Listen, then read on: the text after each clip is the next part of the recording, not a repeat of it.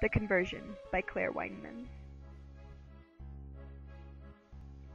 My mother moved about her bedroom, long skirt brushing the carpet in a way that reminded me of the harsh city wind.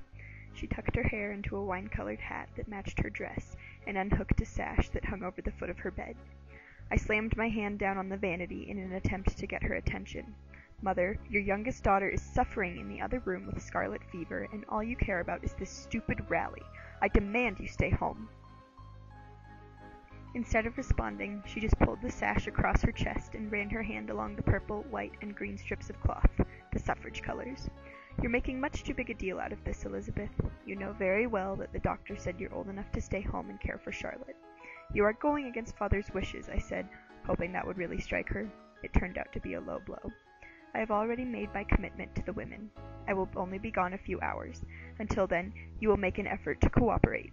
She checked herself one last time in the mirror and then picked up a large bag of pins. One found its way into my hand on her way out the door. Votes for Women. I made a fist around it and frowned. Charlotte was feeling worse, and she didn't even mind.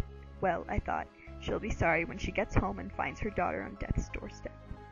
It was not that I wanted my sister to die. I just wanted to prove to my mother that all of the time she was taking away from home to participate in the silly American women's suffrage movement was pointless, and that it was tearing our family apart.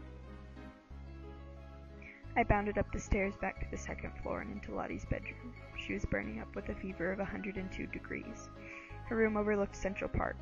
"Where's Mama?" she asked, voice barely a whisper. I wet a wash rag in the basin beside her bed and gently wiped her forehead. "Mother had something she needed to attend to. She will be home soon, and then we'll get you some chicken broth. How does that sound?" "Oh," was all she managed in reply. I got up and opened the curtains to let in some of the autumn sunshine. The leaves on the trees in the park looked glorious, as if splattered with gold paint. "Will you read to me?" Charlotte's voice broke my trance. "Of course, darling." I opened the copy of Great Expectations and began to read. At only 12, my sister could understand many things beyond the other girls her age. I smoothed her blonde hair along the pillow, trying not to notice the red rash that had spread along her cheeks. After about an hour of reading, Lottie had fallen asleep again, and I was getting anxious about when our mother would be home. I re-wet the rag and absent-mindedly looked back out the window. The street was empty. Father's automobile was still gone. He wouldn't be home from his job at the bank until 6 o'clock.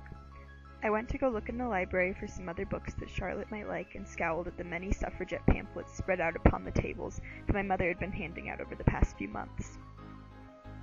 Out of curiosity, I plucked one up by the corner and unfolded it to the introduction. "Now that Susan B. Anthony and Elizabeth Cady Stanton are gone, it is time for us to carry on their legacy. Come to the women's suffrage meetings at 1856 Chestnut Avenue every Tuesday afternoon at 3 o'clock to enjoy tea and refreshments and become part of the fight for female rights. Let us show America what women are capable of." I took notice of the fact that the words were written in my mother's gentle, slanting script. Mother had made it very clear that now that I was 16 I could be part of the New York chapter, but Father wouldn't have it, and I was more intimidated by him than her. It wasn't that I didn't find it interesting. The entire thing just seemed like a lost cause. "Elizabeth," Lottie sounded frantic and distressed. I dropped the pamphlet and ran back to her room, where she was covering her ears. "What's all that noise outside?" "What do you mean?" I asked, adjusting her sheets. This was it. She was losing her mind. Death was at the foot of her bed. But then I heard it too. A loud chant. Many voices joined in unison.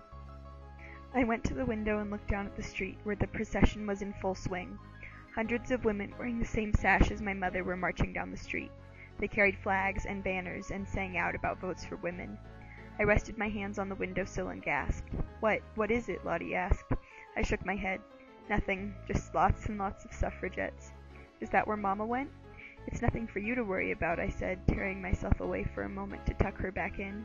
She turned over, brow furrowed. Back outside, a commotion seemed to have erupted. The crowd was rippling as policemen appeared, taking away the carefully made signs and handcuffing several women.